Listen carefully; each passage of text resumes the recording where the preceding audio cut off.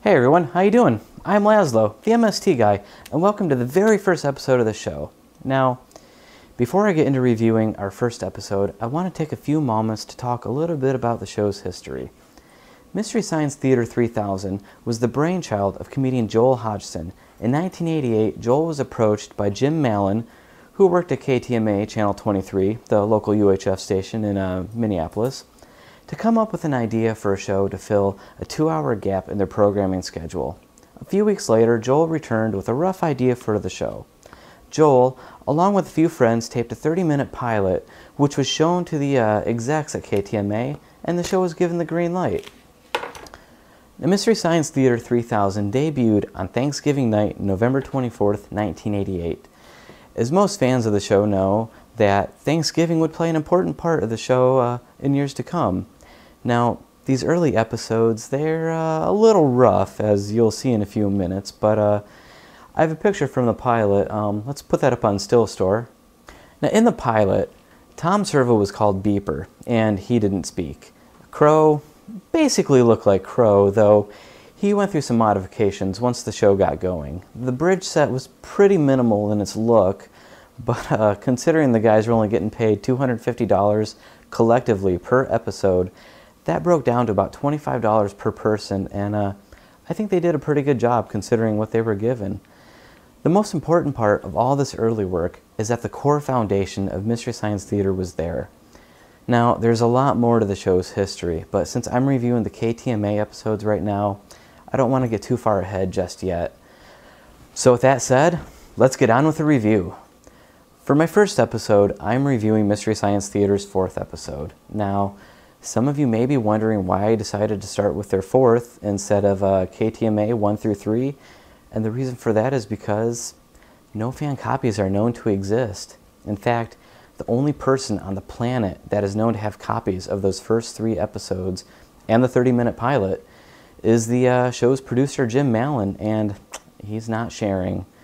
So that means we get to start with KTMA number 4, Gamera vs. Barugon, which is actually the second movie in the Gamera franchise. Pretty exciting, huh? This first aired way back on December 4th, 1988. What is amazing is that even this early in Mystery Science Theater's history, the iconic opening music is the same as it was throughout the show's entire run, with the exception of the lyrics that changed every now and again to suit the show's current cast. In the not too distant future, next Sunday AD, there was a guy named Joel, not too different than you or me. He worked in a satellite loading bay, just polishing switches to pay his way. He did his job well with a cheerful face, but his bosses didn't like him, so they shot him into space. We're sending cheesy movies, the worst ever made. Joe says when you got lemons, you make lemonade. Now keep in mind he can't control when the movies begin or end, because he used the extra parts to make his robot friends. Robot roll call, Gamera, Servo, Gypsy, Crow. If you're wondering how he eats and breathes and other science facts, just repeat yourself, it's just a show. I should really just relax. For Mystery Science Theater 3000.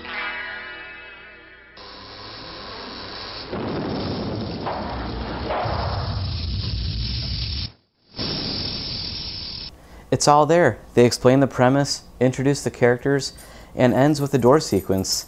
Now, the opening does make mention of the Mads, but at this point in the show, they haven't been introduced on screen yet, and in fact, it's going to be a few episodes before they are introduced.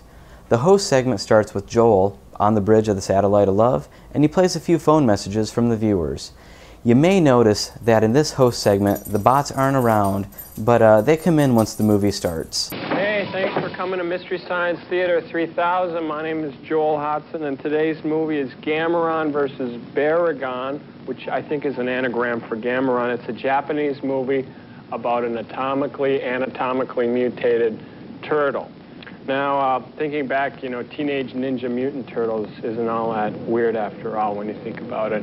Anyway, could we have the phone number up on the screen, Cambot? We got a lot of calls last week, and we'd like you to call in and leave your message or comment if you'd like. I'd like to play one of those. Cambot, could you decode it and give me a CG with a Starfield background? Here it is. Today's the 27th, and I just watched the program with my 3-year-old and 6-year-old. It was so good. It was really fun, and I hope to see a lot more of it. Thanks. And that wasn't even one of our better ones. Anyway, let's get back to the movie. We got movie sign. Anyway, it's Gamera versus Barugon. You'll believe a giant mutated anatomically correct turtle can fly. Once Joel is finished with the previous week's calls, we get movie sign and go into the movie. Gamera versus Barugon, a Sandy Frank film.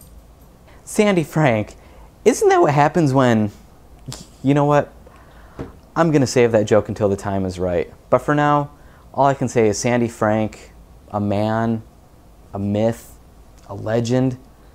Well, he was actually a film distributor, and this won't be the last time we see one of his films being riffed on MST. He, along with Coleman Francis, will go down in history with our beloved little puppet show. The movie starts with a brief recap of the first Gamera film, appropriately titled Gamera, which I will actually be reviewing in my next episode when we review KTMA number 5. Don't ask, we'll discuss it in the next episode. Anyway, so the Japanese set forth their deadly Z plan, in which they capture Gamera in a rocket and send him to Mars.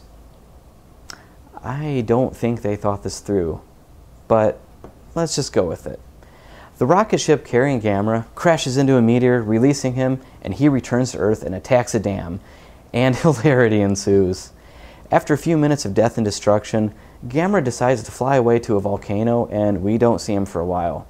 I think this was the writer's way of getting him out of the way so we could get on with the plot. We are then introduced to one of the main characters, who decides he is quitting his job as a pilot so he can keep learning more piloting so he can become a better skilled pilot. No, really. Tell me, are you really going to resign? Yeah. This is my last day up here. But you've just earned your wings after so much dedicated work. What made you decide to quit? Tired of flying already? Certainly not. My dream is to continue flying, or else life would be worthless. But that's why I'm quitting now. I want to learn more, so that later, I will be more skilled. The rest of the cast is now introduced.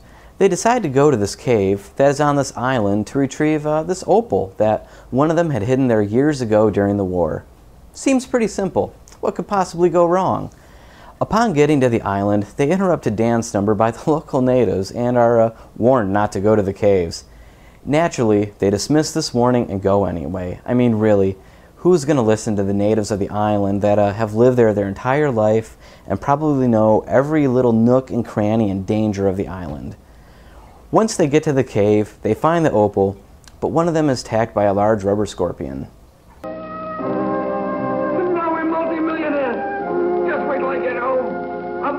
Mansion and keep all the cupboards stuffed full of food and wine. Then I'll buy myself a big cup.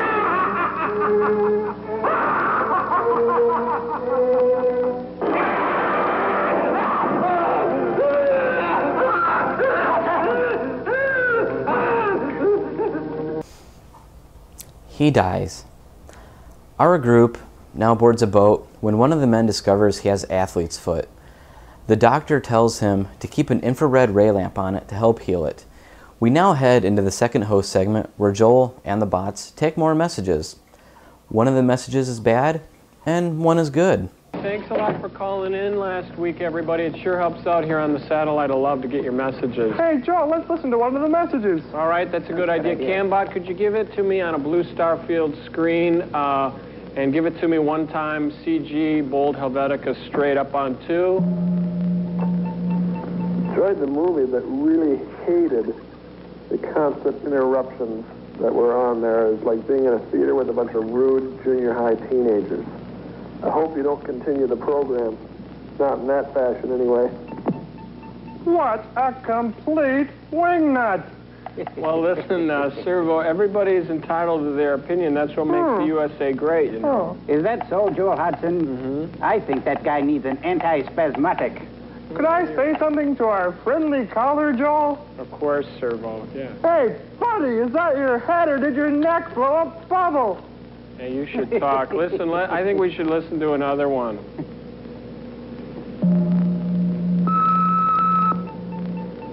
Great stuff. More, give me more, one more!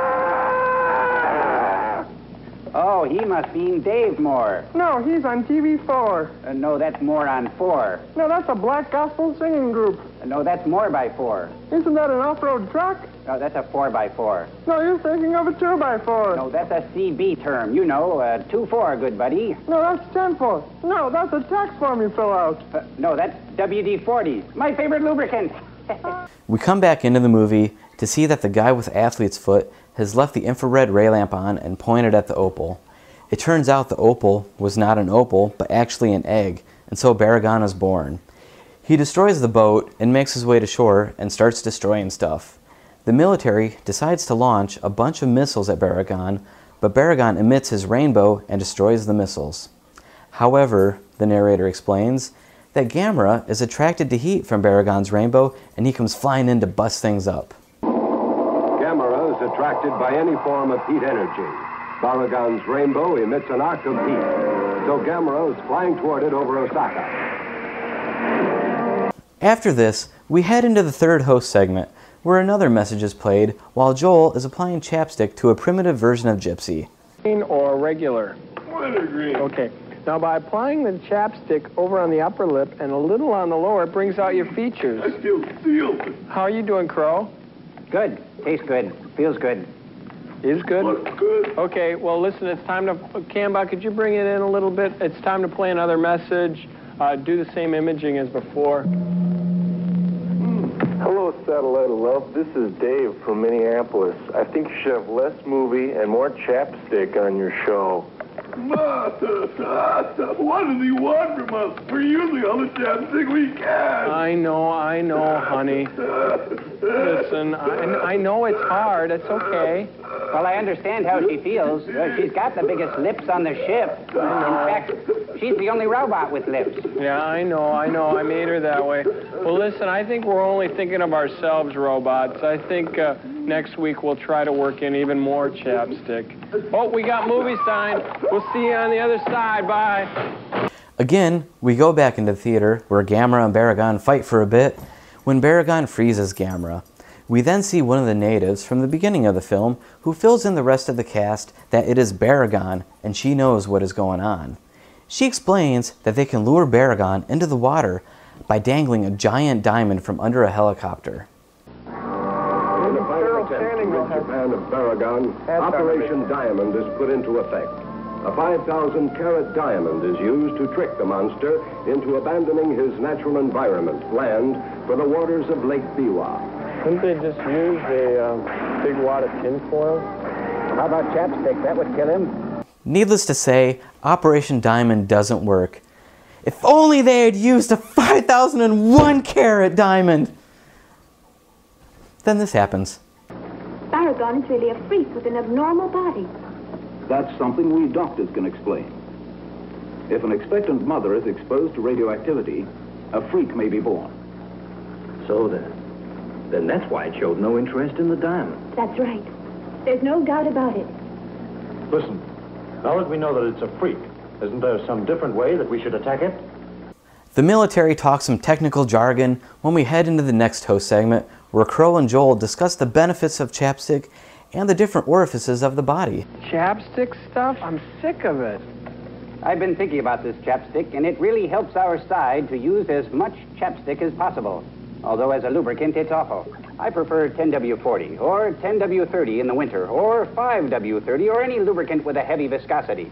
You know, many orifices of the body produce their own lubricants or secretions. My favorite orifices are the nose, the ear. The ear produces a gelatinous wax-like substance which can be removed with a swab, not to be confused with a swabby. Remember, never stick anything in your ear larger than a pirate. This could cause severe pillaging. Jim boy, pieces of bait. What's in those barrels anyway? Bro, get a grip on yourself. Oh, say, perhaps the caller said slapstick, not chapstick. Movie sign, let's cheese it. The military tries another experiment when Barugon attacks a speedboat. Our hero and the native girl take a drive when the hero discovers a rearview mirror that wasn't destroyed in the attack. He takes it back to the military and they make the natural assumption that we would all make. Isn't the rainbow similar to a death ray projector? Yes. What? Isn't the rainbow similar to a death ray projector? Yes. One more time? Isn't the rainbow similar to a death ray projector? Yes. Okay. They then devise Operation Rearview Mirror, which involves making a big mirror that will reflect Barugon's rainbow back onto himself, therefore destroying himself. Just watch this. We'll make a mirror large enough and reflect his rainbow onto him. So in theory, Barugon will be made to die by his own rainbow. Cool. How very fitting. All right. Please get ready to carry it out. The military puts Operation Rearview Mirror into place, and it works, sort of. Barugon is hurt, but he's still not dead. They want to try again, but Native Girl explains that he won't send another rainbow because he now knows that the military will use it against him. I just love the logic they use in this movie. And I've lived amongst the wild animals, so I know about their ways. When an animal has once been hurt by its own mistake, What ways are those? it will never make the same mistake again. What she says is right. It will never send another rainbow. Operation Rearview Mirror is at an end. Now do Operation Fuzzy Dice. The military is out of ideas, but thankfully Gamera thaws out and comes in to save the day. Gamera and Barugon have another epic fight, but this time Gamera wins, and carries Barugon off into the depths of the ocean where we can only assume he drowns. Joel and the bots leave the theater while the end of the movie plays out. For the final host segment, Crow and Servo prank call Domino's and order a pizza for Dan Quayle. Joel wraps things up and the end credits roll. Do you have Prince Albert in the can? Why, yes, we do. Regular and decaffeinated. You better let him out. He'll suffocate. Hey, come on, you guys. Hey, this communicator is not a toy. We called Domino's on Earth, and we ordered 30 of your Earth pizzas. And we're going to get them free for sure, because there's no way they can get them to us at all.